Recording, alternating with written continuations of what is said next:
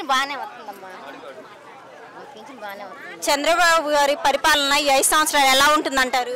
ఎలా ఉంటుంది? ఆయన బాగానే ఉంటుంది. ఇప్పుడు దాకా ఏడ్చాము, ఇక ఇప్పుడు మాకు సంతోషమేను, బాగానే ఉంది. ఈ నెల మీకు 7,000 పింఛన్ ఇస్తున్నారు కదా, దాని మీద మీ అభిప్రాయం ఏంటండి?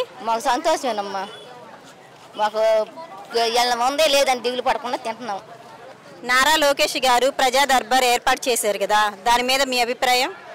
ఏం మంచిగానే చేస్తున్నాడు, మాకు బాగానే ఉంది, మేము సంతోషంగానే ఉన్నాం.